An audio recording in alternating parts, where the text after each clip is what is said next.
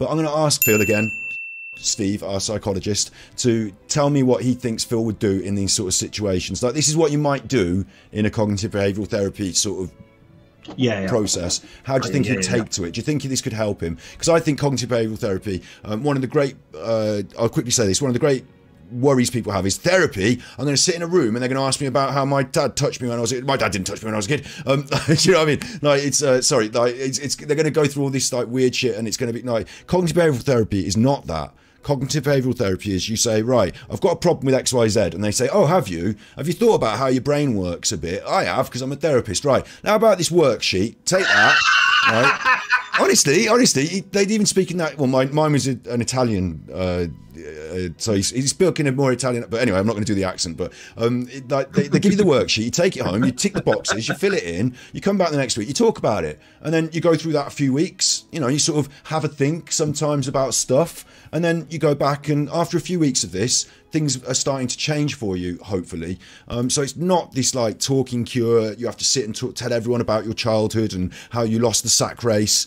You know, it's not that. So therapy gets painted with a very heavy brush, but this can be a lot more fun and a lot more, like, certainly for someone like Phil, who's interested in himself and interested in his own self. And we all should be, because we're all talking about me. Yeah, it's all about how you think and feel and what you're up to. So all the therapist does is help you to talk through and work through these ideas, and you don't have to do it. You can just say, right, fuck that, throw this in the bin. It's up to you. Quite often it's for free in the NHS in the UK, maybe not in America. But so let's say, for example, during therapy, a therapist and patient will track gambling and non-gambling days. What about this? Tracking your days.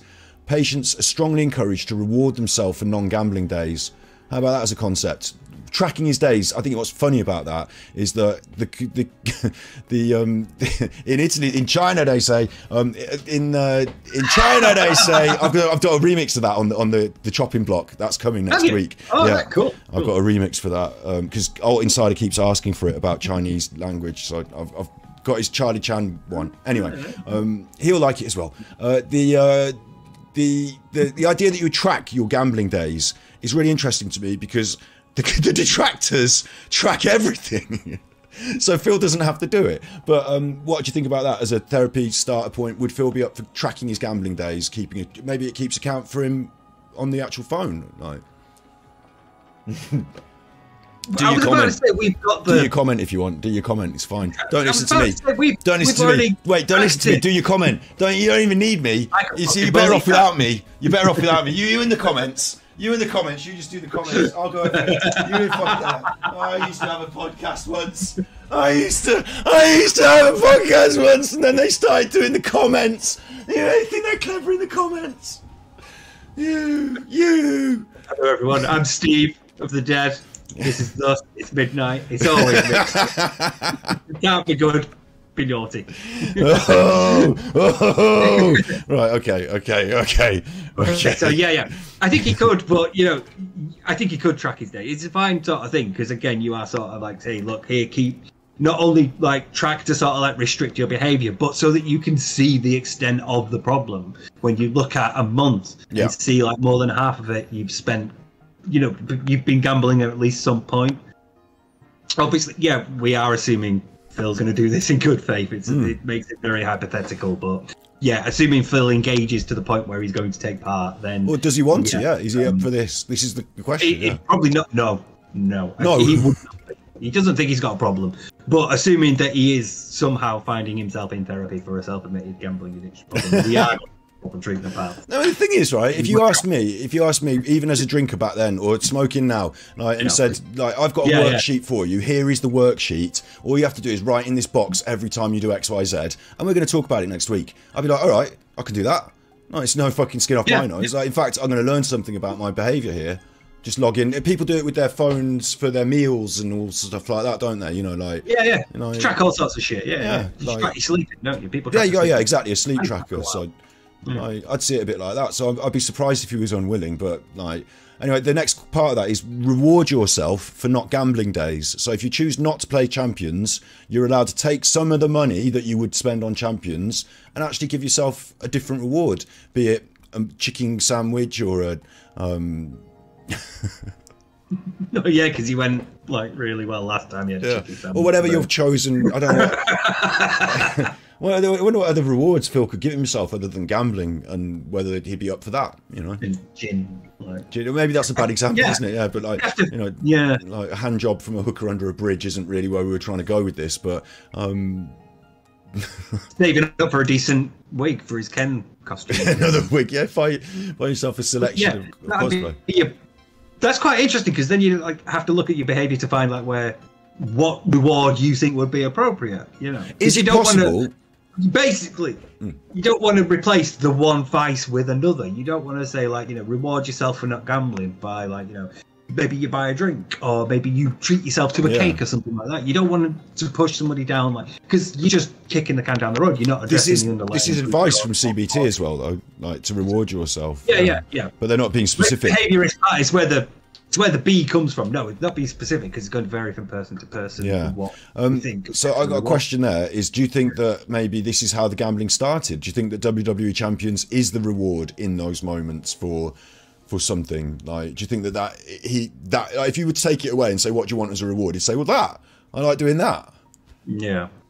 Maybe. Yeah, maybe. I think Phil probably sees it as like the same way we see like the smoke in the brew after we're done with the stream.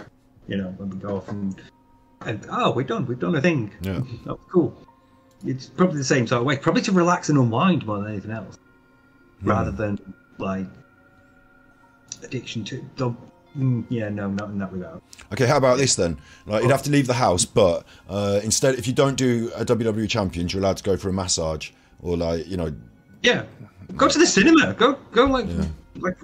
Yeah, could be something. Go like to an art gallery, go to the beach or something. Just something that you like. Or not even like you're allowed to go for a massage, but if you don't do WWE Champions, I expect you, with our donations and tips, to say ours. I don't contribute. Like with the donations and tips, I expect you to hire a masseuse to come in and like, you know, give you a spa experience at home. Even like you're rewarding yourself. This is fine. Like, it seems like a bit excessive, but I'm trying to think of something that I could offer Phil in exchange for the gambling that he would say, okay, I'll take that. You would have to set a goal, because we know like Phil loves goals, but you'd have to say like something that you could say, for example, invest in your stream. Maybe, you know, you keep talking about, oh, you want a green screen, but you need a camera, and you need a new computer, you need a operating system, blah, blah, blah. Save up for the computer. For every day that you don't gamble, put an amount, like 10 quid, 20 quid, 50 quid, whatever, into your PC fund, and then by the end of the month, this is much. This is the really difficult one, because with smoking, if you do that, you suddenly see the difference. Like, you get this huge amount of money. Yeah, very quickly. But initially, on the first couple of weeks, you've got 20 quid and no fags, and you just go and buy the fags. Like, it's just like, I think it needs to be a much more sensory and immediate, or close to immediate, reward that you can sort of, you know, like, I'm almost, I don't dare I say it, I'm almost thinking like getting sucked off. Like, it was like Cat has to step up here. Like, Cat has to step up here. Look, here's the champions. I'm about to press the button. I've turned it off. You have the phone. Trousers down. My reward time. Like, that's what I'm thinking. I mean, it could be anything. That's the problem. It could even be like, just do something romantic with your wife, but like forcing her to suck you off. What?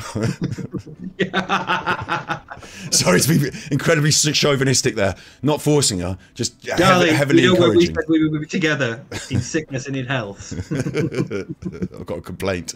No, I said that she'd have to step up. She doesn't even have to step up. She can stay sitting down. He can do the stepping up. So The next idea is that patients are taught to break down their gambling episodes into their participants, it's a big word, triggers, more useful for the internet generation. We'll say triggers. We won't use participants. That's too clever a word. We'll say triggers. The thoughts and feelings that ensue, and the evaluation of both positive and negative consequences of their behaviour. This process, called functional analysis, is one of the components of CBT.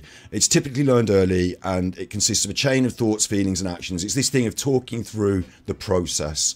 So without getting too deep on the actual process of talking through the process, do you think Phil will be up for that? Will he be interested in saying, hey, you know, this week, before I played Champions, I was feeling XYZ. I think you do this in a worksheet like this.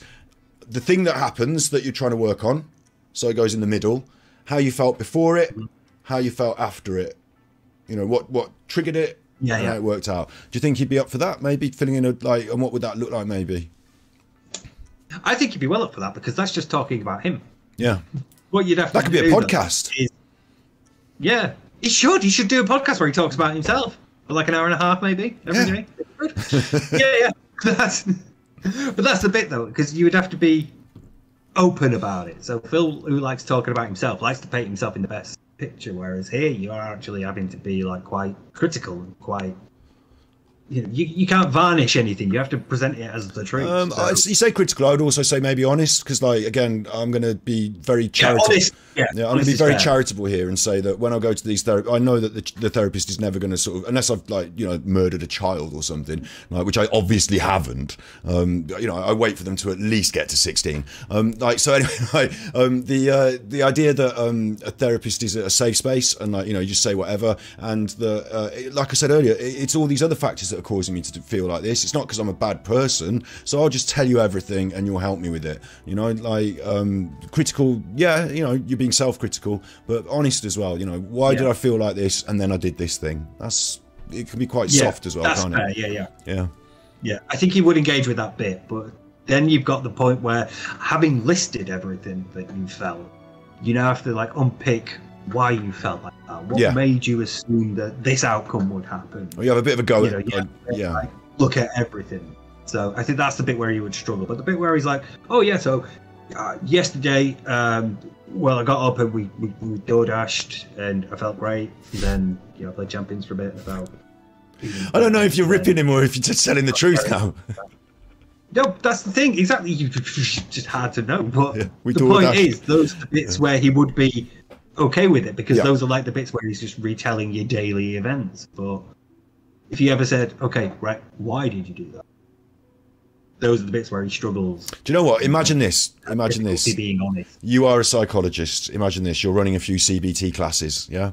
And, you know, you're getting people in and they're telling you the usual sort of things, because people do. I'm struggling with my bills, or difficulty at work, or relationship breakdowns, and they're making me feel bad, and I've got these triggers and I do these things. And then you get this guy who comes in and he says, so, yeah, trigger, I watched a detractor video, and it was talking about how they thought I'd been with this prostitute, but I hadn't. They've taken a photo of my wife in the car next to me, and half of them don't believe it's my wife. Like, this week, on that being said, like, you'd have to go in the therapy session and say, have you seen this podcast? Because I have, and that's a massive trigger for me. So, like, as a therapist, you'd be like, right, maybe I'm going to have to put you down for a few extra sessions, because this one is a bit special. And, like, let's be fair to Phil. Phil, I'm on your side as well, Phil. You are a special case, like, extremely stressful circumstance, extremely extraordinary. Other people don't live this life. John and Rambo, as much as, you know, everyone's on their fucking side. John and Rambo, everyone's on their side. As much as that, they can go home and they don't have to worry about any of this shit that Phil has constantly banging him over the head. No, I was being a bit funny there. John and Rambo, we're all on your side, aren't we? But I don't know why I say it like that. I actually am. For Phil, he's got, like, he goes into this with an even more difficult thing to fill in the box. What is your trigger? Wow. Like, yeah, it goes deep. So I agree there. I think it's going to be very difficult for him to pick that apart, but certainly the process of doing so, maybe it's not that difficult, because he can say, I fucking hate this, you know, other people don't have to fucking deal with this, I hate this, like, and you know, maybe he's thought it over enough times to be able to, like, draw it in very clear lines. But he might have the ability to go, well, it's actually this, because it's a specifically defined thing that he has obsessed over for that long. But I think your sort of first gut feeling is probably more accurate, that he is going to struggle with the bit where he looks at it and goes, right, okay, say I did it before stream because I was anxious about streaming, you know, or I did it after stream to relax and de-stress after streaming. He's going to struggle with those bits, because those are the bits that you then go, okay, well, why do you feel anxious here? What makes you feel anxious here? Again, those are the bits where you need to be honest, and, you know, you have to really be open about it. I've got a final question about that to ask you in just a second, but the last point on this is that participants are then taught to brainstorm for new ways of managing both expected and unexpected triggers and urges to gamble. So how do you think you'd take to that final part of the process? And then that process repeats weekly. You know, you fill in your forms and you come back and you go over it. So the idea that he would look for other ways to deal with things, it sounds like a simple concept. We're going to brainstorm it. It does, yeah. Look for other things. Would he be willing? Simple. I think he would be willing, but I think the bit he would struggle with is actually finding those things, because he doesn't really do anything beyond Champions. We all make the joke about how he's a hermit. He doesn't go out. It's not like one day a week to go shopping, but that's true. And it's harder for you to find things to replace an existing addiction with if you don't expand the scope of your world. If all you have socially is your wife and most of your time is spent in the same house, in the same rooms, you know, it's hard to sort of like replace a thing that you do in there with something healthier, because you've got no experience or you've got nothing else where you can go and think, oh, like, I like doing that thing, I'll go and do that more. Say, instead of playing Champions, I'll go out fishing. You know, because if you don't go out fishing in the first place, or you don't go out to see friends, and one of them's like, oh, I'm going fishing this weekend, you know, it's hard to get that connection to find something else, because you're just in all day. And I think that's the bit where he would really struggle, because it would involve needing to expand your horizons. So you're very right. And a lot of the times you genuinely do need to get out more. Yeah, these addictions, I want to offer a complimentary point here, is that these addictions fill those voids in time where, like you were saying, like between streams, this and that. For Phil specifically, they're filling these time gaps that it might be harder to say, I'm going to go for a walk now, because you're in between. It's like a null space, or, you know, in between times. And so it fills those voids. Yeah. And also, I know from my own experience that it was incredible. When I stopped drinking, I suddenly had a lot of time. It wasn't about the money, it was about the time I had on my hands. Because I used to finish work and I'd start drinking, and then I'd be at work the next day. So that evening would be spent drinking and playing FIFA. Now I've got a whole evening to do whatever. And do you know what happened? Is I started an ASMR channel because I was having trouble sleeping. That was what was helping me sleep. I started a channel, and from that channel, there were people in chat today that have been watching me on the ASMR all those years ago now, like 7 or 8 years ago. It's evolved into what we're doing today. So the thing, I could not, my choice, I didn't realise it then, but the choice I was making then was to drink instead of doing what I'm doing now. I'm talking to you on stream and producing a podcast. I think this is better. I'm lucky that I've got thus far. I used it wrong. But I'm lucky that we've got here. And like, I didn't realise at the time what I was making the change for, you know, what I was exchanging. And you, like you say, you have to fill that time. You have to open your horizons, and you have to look for things to fill the time, because otherwise nothing's going to fall in your lap. So you develop new hobbies, and hopefully, you know, new things happen. Interestingly for Phil is that one of the things that I was describing is something that he's already doing from day to day anyway. So like, maybe this lackluster approach to it, this falling out of love with it, this I'm not interested in improving it, that we constantly beat him about the head and neck with a hockey stick for, is that, you know, his approach is, I don't give a shit, oh fucking no, not even going to improve. Maybe he could apply himself more. Instead of Hogan's, maybe it's, you know, something new for stream. Maybe it's something, you know, new for his content, and maybe that would actually be a double win, because the money he's not spending and the time he's not spending, he's investing into his actual content. Like, yeah, it could also be the bit where he learns new skills, because, like, you know, you could learn to edit in that period and then throw up a, you know, top 10 of the week, or like highlights of the month or something, you know, and then that's just giving you something else to do, and then you might start expressing yourself in that way, which sounds odd to say, but you know, editing is fairly expressive if you know what you're doing. You know, if you have the freedom to be expressive within it, rather than having to, you know, produce a show with a certain look, it could be quite fun. This is one of the most beautiful things about cognitive behavioural therapy at this point in the therapy, is that you're allowed, again, we start with rewarding yourself, there's nothing wrong with that, and then at the end you're allowed to brainstorm ways that you can think to make yourself happy. Like, that's good. And then when you found them, you can actually go and do them. And like, it's actually part of my, and Phil would take this, I believe he'd take to this well, is that it's part of my treatment. You know, I have to do this. So you can't tell me I'm not allowed to just go out and have, we're going to WrestleMania and it's doctor's orders. Like, do you know what I mean? Like, so I think there could be something in that. It was one of the most difficult points for me when I had to go through CBT. Oh, did you as well? Sorry. I've been through it as well. Yeah. And it was a point where I was like, talking about not really feeling like anything brings you happiness anymore.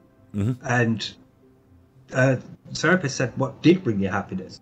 And it's easy to go, oh well, I used to do this, and then I used to do this, and I previously do this, and they're like, so what?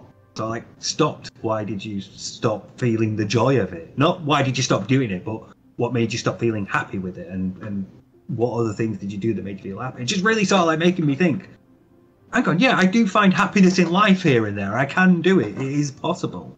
So getting over that hurdle is also going to be big for him, because so much of his life revolves around champions that there's no real happiness anywhere else. Food is the only other thing that he really talks about with any sort of sense of passion. True. And it could be that he finds like new recipes and learns to cook again and actually becomes a good cook. Absolutely. If he stops playing champions and puts the time in. It's one of those things. So yeah, it's a difficult thing to overcome, but once you realise, hang on, there are things in my life that I like, you start to like really get a bit more engaged with it, because you're like, oh, I'm in this process now. So no, really, you don't have to go through therapy to become a psychologist. I just happened to have gone through therapy before I became a psychologist.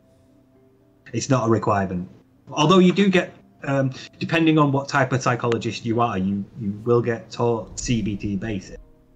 So I have done that. I have done practitioner knowledge units, and I do know basics. I'm not licensed at the moment, but I do have the basics, because sometimes as a forensic psychologist you'll be working with offenders in therapeutic settings. So yeah, it helps to have a bit of knowledge. But yeah, it just happened to me personally before I started studying to become a psychologist that I went through therapy, something unrelated. Yeah, it's not a requirement, but I have experience of it, and now I can teach. Well, now I can help perform it sometimes. If you're an offender, like not if like you're a child or anything. I'm not a child psychologist or a clinical psychologist.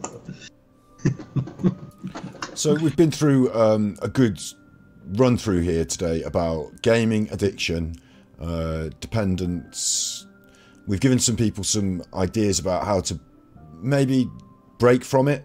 The final question I've really got actually is about Phil, and it gets a bit deep and dark maybe, as opposed to a nice sign-off question, but I think we discussed off camera a little bit about how maybe there's something motivating this deeper. Maybe for all of us, the reasons, the motivations, maybe we're not digging down too deeply into this, but and I don't know if you have to specify for Phil. Maybe we should specify Phil, just to finish on that note. Is what do you think these? Is it some dark scar that remains unresolved, or is there a? Does it have to be that dark, or can it just be that we're humans and we're compelled to do things? I think for Phil, I'm torn, because I think it's equally likely to be something really, really dark. Like, my parents didn't love me as a child, I was abandoned this one time. Or it's going to be Wolverine. So, I want to clarify this. Can I clarify this? Both. Can I clarify this? The Wolverine thing is that Phil wanted a Wolverine toy as a child, and his parents wouldn't buy it for him, and then he never got it, and he never ended up getting it, and he thought he could have got it if they'd only bought it for him at the time, and they were stupid to not buy it for him. It's very much a spoilt boy story, simple thing, and yet he holds it as something he still reflects on today as a reason that he was hard done by as a child, and that they should have listened to him, essentially. It was an example of bad parenting, and I think he brought it up during the ad thing that he did. And also what you were saying there as well about, like, a bad child. We all say, like, we make these facetious examples in psychology of, like, my parents didn't love me enough as a child and I didn't get enough attention. But actually, I went to a family event recently, and I'm not going to name any names or point any fingers, but like some families do have some real dysfunction, and some people's parents literally do things that like ruin their lives, like shatter their lives, so it can be something as like I'm sure if I were to say to certain people, what's the reason for your doing these things, they would be able to say, well, my parents shattered my life when I was, this is a raw and obvious thing. And for others, it might be something that's harder to put their finger on, that's harder to specify. You, being a psychologist there, said you were 50-50 between something quite mundane that Phil takes to be quite a personal slight and something quite serious. So I guess like the final thought there might be that it can be anything, and if it means something to you, even though we joke about the Wolverine thing, if it means something to you, and like it's not that everyone's got a scar that we're trying to fill this hole with love, and like it might not be something as serious as that, or it might be something as serious as that. Fine, all these things are okay. If it means something to you and it's something you feel and that's how you're behaving, in my opinion, like as a human being, I'm quite happy to say, okay, that's your truth, that's how you're telling me. And if you give your truth to the process, if you're honest with yourself and with others, then you can really get somewhere, because people will take you for that. And this is critical to Phil. Critical key to Phil is if you open up and be honest with people, then they will. And this goes back to what was being said on that being said by Az as well, wasn't it? That he feels that you know the people will respect that and actually maybe even get behind it. You know, maybe even people could support Phil realistically on a journey of redemption if he was willing and honest to be redeemed. So I'd like to leave that door open. Do you want to have the final word? The path to redemption is open to Phil. That's the thing. And Az is right. Many people have said it before. If he sort of like opened up and said, look, I'm being honest about my problems here. This is the issue. Addicted to this. I keep playing this. I keep spending this. You know, I need help and I'm getting help. It's the thing. That's the reason why people don't really trust Boogie and Wings anymore, because they have played that card a lot. Whereas Phil still has the sort of relative luxury of like having it in his back pocket, as it were. There's never been like a right, guys, I'm being serious and honest this time about, you know, my problem. Do you know what? Phil just doesn't do that. With the Boogie and Wings thing, to say is still there. The Boogie and Wings thing, it doesn't have to be that Phil becomes a pathetic figure because he admits to a fault. In fact, it can become a strength, and it doesn't have to be that like he becomes this slobby, crying, pitiful, please give me pity money thing. It can be a strong journey. He can be the hero of this journey. Yeah, because that would be a fall for him from where he is right now, wouldn't it? If he became this pitiful. Yeah, okay. You know, listen. Right. Sort of. I see. Listen, for that one, I see what you're saying there, and I have to laugh along as part of the detractor community. But also, on this other side of this coin, like I'm saying, I can see why Phil would say, no, I'm like, you know, I'm not like those. I can see why he projects internally or whatever that he is better than this, and wouldn't want to like. There's a worry to me that he wouldn't accept help because it's seen as a weakness, when actually, if I can expose him to the truth that it's a strength, then he might be more ready to, or anyone out there might be more willing to open up, because you have to be very vulnerable. But the heroes, and Phil knows this because he plays all these games and he like watches all these movies and stuff, the heroes go through that process of vulnerability. They fight for the little guy. They're prepared to cry. Like, you know, I think it's okay to open up and be real and be human, and then to say, you know, let's move forward from it. And it can be a strength if and I will counteract with what you were saying as well, though, like is that if you don't repeat it and don't wallow in it. And Wings and Boogie, they remain in their pity. They never went on the hero's journey. They did the start bit by saying, I'm in a pitiful place, let's go on a journey, and then they never really went on the journey. You know, you have to actually take the steps. You have to take the steps. Issue, yeah. As you were talking, then all I could hear in my head was, when it comes crashing down and it hurts inside, you've got to take a stand. It don't help to hide. You've hurt my friends and you've hurt my pride. I'm gonna be a man. I can't let it slide. It's the lyrics to Real American. Oh, right. Maybe on his shirt. Is that what it is? Oh, I've got to get that playing over it as a short then, yeah.